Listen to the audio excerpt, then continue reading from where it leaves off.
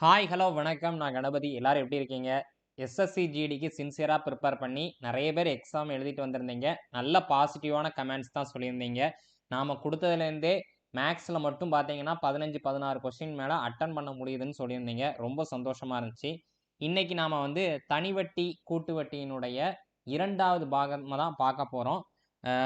இந்த கான்செப்ட் என்னன்னு பார்த்தீங்கன்னா, தனி வட்டிக்கும், கூட்டு வட்டிக்கும் உள்ள வேறுபாடு. அகைன் ஒரு சின்ன கான்செப்ட் 3வதா ஒரு கான்செப்ட் வச்சிருப்பேன். ரொம்ப சுலபம். ஒண்ணும் கஷ்டப்பட வேண்டிய அவசியம் இல்ல. பார்த்தோனே ஆன்ஸர் பண்ற மாரி தான். ஓகே. வாங்க சம் சால்வ் பண்ணலாம். ஒரு குறிப்பிட்ட அசல் 2 வருடம் 4% வட்டி வீதத்தில் கிடைக்கும் தனி வட்டிக்கும், கூட்டு வட்டிக்கும் உள்ள வேறுபாடு ரூபாய் 80 எனில் அசலைக் காண்க அப்படின்னு சொல்லியிருக்கிறாங்க. நல்லா பாருங்க. கணக்குல கேட்டிருக்கக்கூடியது தனி வட்டிக்கும், கூட்டு வட்டிக்கும் உள்ள வேறுபாடு வருஷம் 2 அப்படின்னு சொல்லிட்டாங்களா? நல்லா பார்த்துக்கங்க. தனி வட்டிக்கும், கூட்டு வட்டிக்கும் உள்ள வேறுபாடு அப்படிங்கிற அந்த விஷயம் இருக்கணும். சரிங்களா? அந்த கன்டென்ட் இருக்கணும். அடுத்து என்னன்னு பார்த்தீங்கன்னா, வருஷம் 2 அப்படின்னு இருந்துச்சுன்னா, டைரக்ட்டா இந்த ஃபார்முலாவ சப்ஸ்டிட்யூட் பண்ணிருங்க. என்ன சொல்லியிருந்தாங்க? தனி வட்டிக்கும், கூட்டு வட்டிக்கும் உள்ள வித்தியாசம் தானே. கூட்டு வட்டிய வந்து காம்பவுண்ட் இன்ட்ரெஸ்ட் அப்படின்னு தானே சொல்லுவோம். ஸோ சிஐ மைனஸ் எஸ்ஐ சரியா? சிஐனா காம்பவுண்ட் இன்ட்ரெஸ்ட் கூட்டு வட்டி மைனஸ் தனி வட்டி ஈக்குவல் டு ஃபார்முலா என்னன்னு பார்த்தீங்கன்னா, P into R square divided by 100 square. இதுதான் ஃபார்முலா. ஓகேவா? நல்லா ஞாபகம் வச்சுக்கோங்க. தனி வட்டிக்கும் கூட்டு வட்டிக்கும் உள்ள வேறுபாடு அப்படிங்கிற வார்த்தை சரியா? அந்த வார்த்தை அதுக்கு அடுத்து என்னன்னு பார்த்தீங்கன்னா, 2 வருஷமா இருந்துச்சுன்னா இந்த கான்செப்ட் தான் யூஸ் பண்ணணும். ஓகேவா? இந்த ஃபார்முலாவை டைரக்ட்டா அப்ளை பண்ணியிருக்கேங்க. இப்ப என்னெல்லாம் தெரியுதோ அத சப்ஸ்டிட்யூட் பண்ணிருங்க. நமக்கு அசல் மட்டும் தான் தெரியாது. அசல தான் கண்டுபிடிக்க சொல்லியிருக்காங்க. சரியா? தனி வட்டிக்கும், கூட்டு வட்டிக்கும் உள்ள வேறுபாடு எவ்வளோன்னு சொல்லிட்டாங்க? 80ன்னு சொல்லிட்டாங்க. அப்ப சிஐ மைனஸ் எஸ்ஐ எவ்வளோன்னு சொல்லிட்டாங்க? 80 அப்படின்னு சொல்லிட்டாங்க. பி தெரியுமா? தெரியாது. ஆனா ஆர் தெரியுமா? கண்டிப்பா தெரியும். 4%ன்னு சொல்லிட்டாங்க. அப்ப ஆர் ஸ்கொயர் அப்படிங்கும்போது 4 ஸ்கொயர் பண்ணீங்கன்னா 16. அடுத்து 100 ஸ்கொயர் பண்ணீங்கன்னா 10,000 ஓகேவா? 100 ஸ்கொயர் பண்ணீங்கன்னா எக்ஸ்ட்ரா 2 ஜீரோ சேர்த்துக்கங்க. ஓகேவா? இப்ப என்ன பண்ணிரலாம் அப்படின்னு பார்த்தீங்கன்னா, எனக்கு பி மட்டும் வேணும். அப்ப 80 இங்க இருக்கு. இங்க வகுத்தல்ல இருந்த 10,000 இங்க பெருக்கலா மாறிடும். ஓகே. டிவைடட் பை அங்க 16 வந்து வகுத்தல்ல வந்துரும். பெருக்கல்ல இருந்த 16 இங்க வகுத்தல்ல வந்துரும். ஓகேவா? ரைட் ஈக்குவல் டுக்கு அந்த சைடு கொண்டு போறோம். 16 16 5 16 80. 5 இன்டு 10,000 50,000 அவ்வளவுதான். அப்ப அசல் எவ்வளவுன்னு கேட்டீங்கன்னா 50,000. இது கால்குலேஷன் நான் ஃபர்ஸ்ட் உங்களுக்கு பெருசா செஞ்சுக்கிட்டு இருக்கிறேன். ரொம்ப பார்த்த உடனே ஆன்சர் கண்டுபிடிச்சுக்கலாம். ஓகேவா? 50,000 தான் answer. Okay.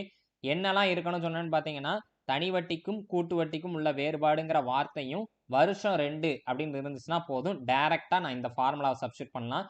CI minus SI is equal to P R square divided by 100 square. அடுத்து 2வது சம் என்னன்னு பார்த்தீங்கன்னா, ஒரு குறிப்பிட்ட அசல் 2 வருடம் 10% வட்டி வீதத்தில் கிடைக்கும் கூட்டு வட்டிக்கும் தனி வட்டிக்கும் உள்ள வேறுபாடு ரூபாய் 464 எனில் அசலை காண்க. அதே கணக்கு தான். கூட்டு வட்டிக்கும் தனி வட்டிக்கும் உள்ள வேறுபாடு வருஷம் 2ன்னு சொல்லிட்டாங்க. டைரக்ட்டா ஃபார்முலா எழுதிடலாமா? அப்ப CI minus SI equal to P into R square divided by 100 square. இந்த ஃபார்முலால போட்டோமா? ஓகே போட்டாச்சு. சிஐ மைனஸ் எஸ்ஐ எவ்வளவு அப்படின்னு பார்த்தீங்கன்னா 464 அப்படின்னு கொடுத்தாங்க. ஸோ 464. பி வந்து தெரியாது. அதை தான் கண்டுபிடிக்கணும். ஆர் ஸ்கொயர் என்னன்னு பார்த்தீங்கன்னா அவங்களுக்கு நமக்கு சொல்லிட்டாங்க. எவ்வளோன்னு பார்த்தீங்கன்னா 2 வருஷம் அப்படின்னு சாரி 10% அப்படின்னு சொல்லிட்டாங்க. 10 ஸ்கொயர் பண்ணீங்கன்னா 100. 100 ஸ்கொயர் பண்ணீங்கன்னா 10,000. ஓகேவா? 2 0 2 0 மட்டும் அடிச்சிருங்க.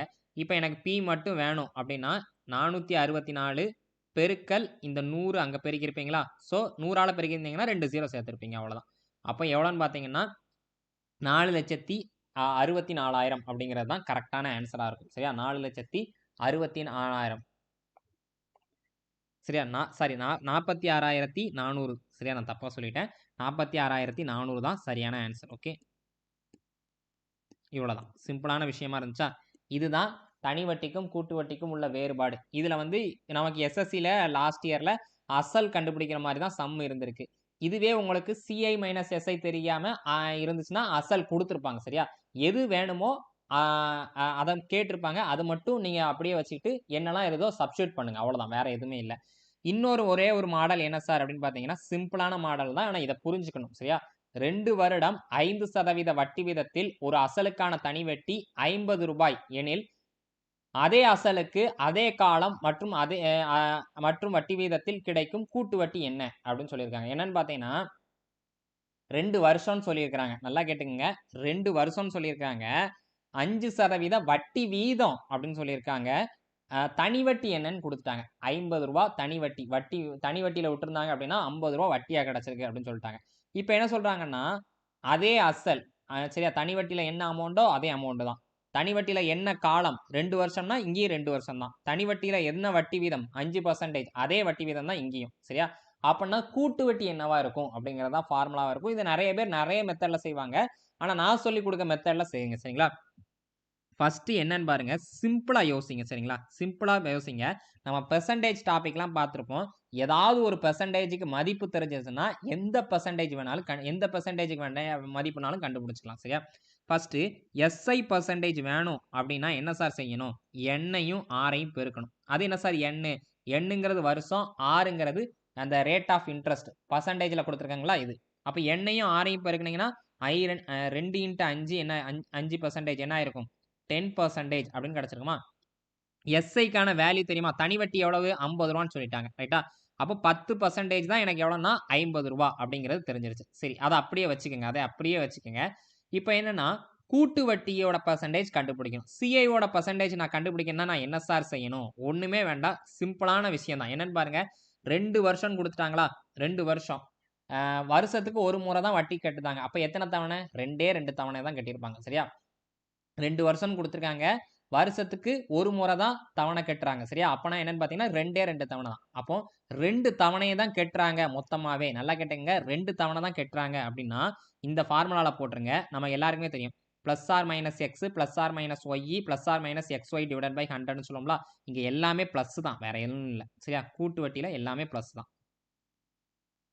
இதுல போட்டீங்கன்னா பெர்சன்டேஜ் கிடைச்சிரும். ஓகேவா? அது எக்ஸ்-ஒய்னா என்ன சார் போடணும்? ஒண்ணுமே இல்ல. இங்க எத்தன பெர்சன்டேஜ் சொன்னாங்க? 5% அத தான் நீங்க சப்ஸ்டிட்யூட் பண்ண போறீங்க. அப்ப அத போட்டுறலாமா? அப்ப என்னன்னா எக்ஸ்ங்கிறது 5 தான். ஒய்ங்கிறதும் 5 தான். அடுத்து எக்ஸ்-ஒய்னா என்ன சார்? 5 இன்டு 5 25 சரியா? 25/100 ஓகேவா? இத எப்படி எழுதியிருப்பீங்க? 5 5 10 25 நல்லா பாருங்க. 5 5 10ன்னு போட்டுருவீங்களா? பிளஸ் 25 100ஆல வகுத்தீங்கன்னா, புள்ளிக்கு அப்புறம் 2 ஸ்தானம் வந்துரும். ஓகேயா? அப்ப என்னன்னா 10.25% அப்படின்னு தெரிஞ்சிருச்சா? இதுக்கான ஆன்சர் கண்டுபிடிக்கணும். நமக்கு என்ன குடுத்துட்டாங்க? எஸ்ஐ எவ்வளவு ரூவான்னு தெரிஞ்சிருச்சு. எஸ்ஐயோட பெர்சன்டேஜ் இப்ப தான் கண்டுபிடிச்சோம். எவ்வளவுன்னு கண்டுபிடிச்சோம்? 10%ன்னு கண்டுபிடிச்சிருக்கோமா?